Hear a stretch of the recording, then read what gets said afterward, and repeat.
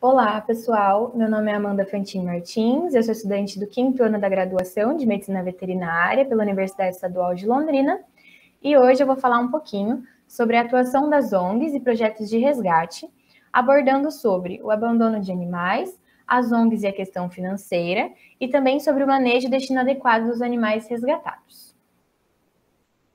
Bom, o abandono de animais, ele é um problema de crescimento exponencial no mundo todo, mas principalmente no Brasil.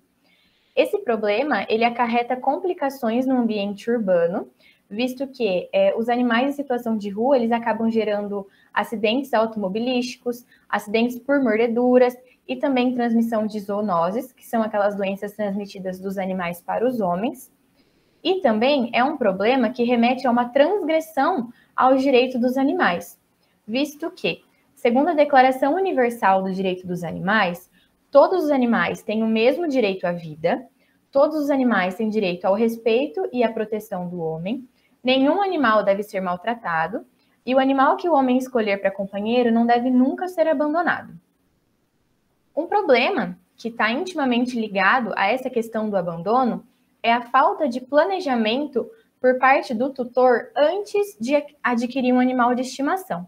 Então, muitas vezes, a pessoa acaba tendo um animal de estimação porque achou bonitinho em uma feirinha de adoção ou em um pet shop, porque achou que não ia crescer e não se planejou adequadamente, principalmente na questão financeira, na questão de disponibilidade de tempo, quais cuidados iam precisar ser oferecidos àquele animal.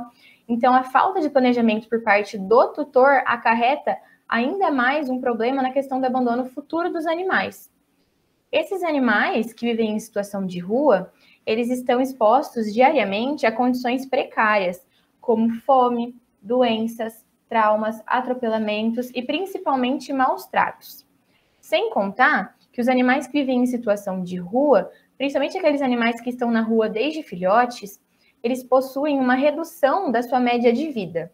Então, um animal de pequeno porte, por exemplo, que viveria em média de 10 a 12, 13 anos, quando ele vive na rua desde filhote, ele tem uma média de vida reduzida para apenas 4 anos de idade. O abandono, ele ainda é um problema em relação à saúde pública. Por quê? Não existe controle populacional sobre os animais em situação de rua, não existe o tratamento de doenças que esses animais possam vir a ter, não existe vacinação e não existe castração. E tudo isso está intimamente ligado com a saúde de uma sociedade de maneira geral, porque os animais eles podem ser transmissores de zoonoses. E algumas zoonoses, inclusive, são fatais tanto para os homens quanto para os animais. Aqui eu tenho um demonstrativo do crescimento exponencial de cães e gatos em 10 anos, de acordo com a American Human Association. Então, assim, um casal de animais, de cães ou de gatos, que tenham, né, por ano, 2 crias com uma média de 2 a 8 filhotes por cria, podem gerar, em até 10 anos, mais de 80 milhões de animais. Então, aqui tem uma média, mais ou menos, né, de 2 crias por ano, mas lembrando que o ciclo reprodutivo das cadelas e das gatas, ele é diferente do ciclo dos humanos. Então, elas podem sim ter apenas 2 crias por ano, mas também podem ter mais, 3, enfim. E também a média de filhotes nunca é uma só. Então, dependendo do porte do animal, ele pode vir a ter 2 crias, 4, 6, 8, 10. Então, essa aqui é uma média, né, mais ou menos, mas lembrando que pode ser mais do que está exposto aqui. De acordo com a Organização Mundial da Saúde, existem cerca de 30 milhões de animais abandonados, animais em situações de rua, sendo 10 milhões de gatos e 20 milhões de cães, onde a maioria desses animais, quando resgatados, eles vivem sob tutela das organizações não governamentais, dos projetos de resgate e de protetores independentes que assumem a responsabilidade perante esses animais e depois encaminham, né, para a adoção responsável. O abandono de animais, como eu citei anteriormente, ele também está relacionado com a saúde pública e ambiental. Por quê? Não existe controle populacional dos animais em situação de rua. Então, os animais normalmente não são castrados, né? E como eu falei, eles podem ter de 2 a 3 crias por ano, com uma média variável de filhotes por cria. Então, acaba sendo realmente um descontrole muito grande.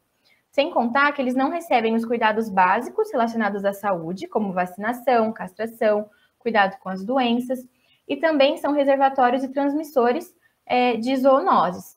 Como eu falei antes, a raiva, por exemplo, é uma zoonose que é transmitida dos homens para os animais e que ela é fatal tanto para os animais quanto para os homens. Para solucionar esse problema, principalmente essa parte de saúde pública, são necessárias algumas mudanças que envolvam políticas públicas, governamentais e privadas que permitam direcionar, principalmente através da educação em saúde e de ações que promovam a guarda responsável, os cuidados em relação à saúde e controle populacional desses animais abandonados. Falando um pouquinho sobre as organizações não governamentais, as ONGs de amparo animal, elas são um projeto social que não possui fins lucrativos e tem como finalidade propor soluções para situações que afetam a esfera pública de uma maneira geral. Então, o abandono de animal, ele é um problema que afeta a sociedade, né? Afeta a esfera pública. E as ONGs, elas têm um papel muito importante na resolução desse problema. As ONGs, elas fazem parte do terceiro setor. O terceiro setor, ele foi mantido e criado pela ênfase da participação voluntária, num contexto não governamental, que dá continuidade às práticas tradicionais de caridade e filantropia. Então, as ONGs, elas dependem quase que exclusivamente da atuação de pessoas que são adeptas à causa e trabalham como voluntários, né, no trabalho de resgate, de cuidados e tudo que envolva essa parte de animais em situação de rua. De forma prática, as ONGs de amparo animal, elas atuam no recolhimento de animais abandonados, no tratamento veterinário e medicamentoso desses animais, porque por mais que às vezes o animal retirado em situação de rua, ele não necessite passar por uma cirurgia, ele não esteja doente, ele também precisa ser encaminhado para o veterinário para que sejam realizados os exames de sangue, né, para verificar a saúde geral desse animal, qual tratamento ele precisa receber, e se ele estiver saudável, ele tem que receber o vermífugo e a vacina, e também a castração. Além disso, as ONGs elas também realizam ações destinadas à adoção responsável. Então, a maioria das ONGs realiza campanhas de adoção e também divulgação, né, dos animais que estão prontos para adoção através das redes sociais. Fazem a divulgação de animais perdidos e animais que procuram donos. Também fazem campanhas de conscientização em relação aos cuidados básicos e à guarda responsável dos animais de companhia e campanhas de castração e vacinação. Devido à grande quantidade de animais abandonados e o crescimento exponencial desse número de animais, as ONGs elas não têm capacidade para comportar todos os animais que são resgatados, e elas dependem sempre de ajuda externa para se manter. As ONGs elas enfrentam dificuldade em relação aos recursos físicos, por quê? Principalmente as ONGs menores, as ONGs pequenas, os projetos iniciantes, eles não possuem uma sede que tem espaço físico suficiente para abrigar os animais que são retirados da rua. Isso faz com que protetores atuantes na causa se encontrem sobrecarregados e limitados ao recolhimento de novos animais. Por quê? O animal é retirado da rua, não tem onde ser colocado esse animal, ele vai para a casa desse protetor como lar temporário. Lar temporário é quando a pessoa, o membro da sociedade, né, que é atuante da causa, ele se voluntaria a cuidar do animal desde o seu resgate até o momento que ele é adotado. Só que o que acontece? Algumas vezes os animais não são adotados, ou porque são animais adultos, ou porque simplesmente as pessoas não se interessam. E nesse caso, os lares temporários acabam virando lares definitivos. E sendo assim, alguns custos são envolvidos. Dessa forma, a pessoa, né, que está dando lar temporário, ela se encontra limitada a resgatar outros animais. Em relação ao recurso financeiro, as ONGs elas enfrentam alguns problemas porque o tratamento desses animais resgatados de rua, ele normalmente é custoso e longo, principalmente animais doentes ou animais que precisam ficar algum tempo internado, passar por algum tipo de cirurgia, ou animais que precisam ficar em hotéis. Normalmente, esses hotéis também são pagos. E apesar da colaboração de alguns médicos veterinários e clínicas veterinárias que realizem os procedimentos com um valor mais acessível, a dependência financeira por apoiadores da causa acaba tornando muito instável a realização de planejamentos a longo prazo. Então, a ONG ela nunca consegue prever quantos animais vão conseguir ser resgatados no mês que vem ou na semana que vem, quantos animais vão conseguir receber a vacina, quantos animais vão poder ser castrados, porque tem essa instabilidade financeira. Nunca é um valor totalmente exato que as ONGs recebem de doação por mês.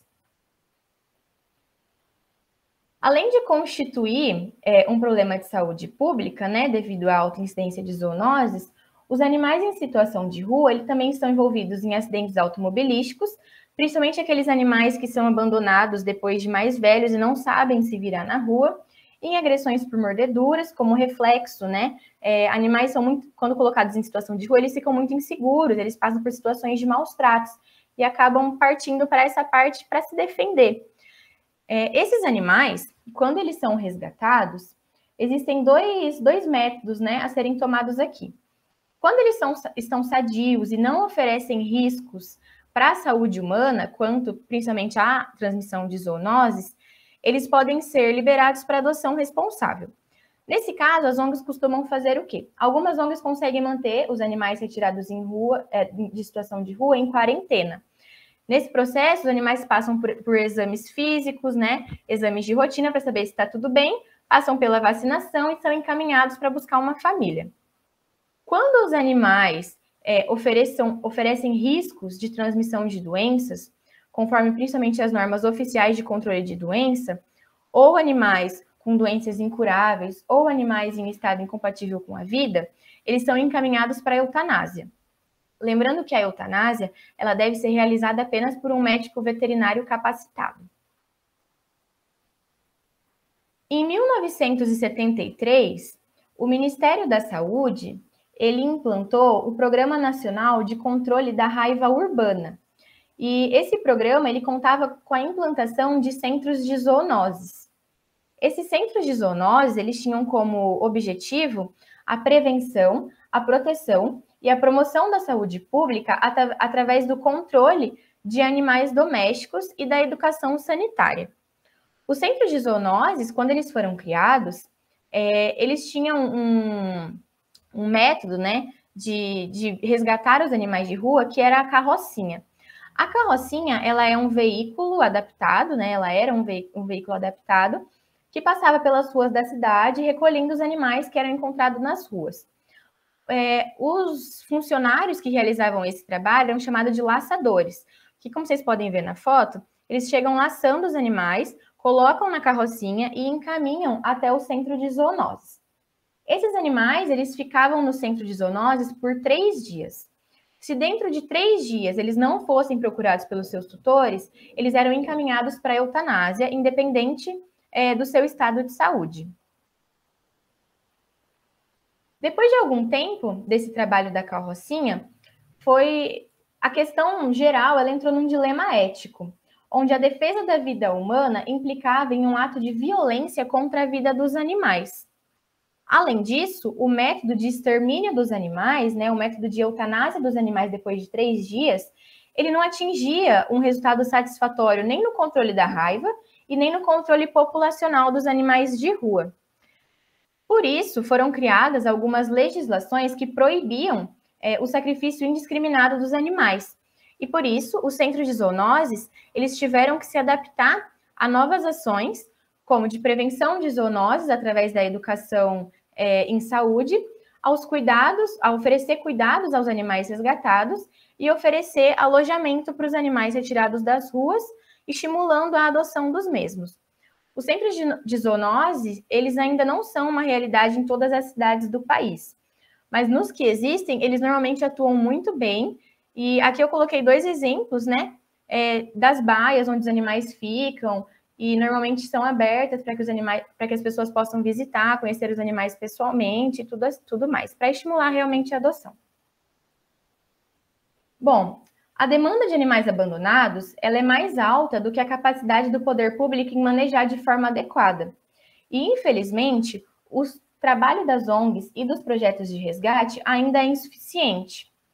Em razão disso, se fazem necessários programas que atuem nas principais causas do problema, que é a procriação descontrolada dos animais em situação de rua e a falta de responsabilidade humana quanto à posse de seus animais.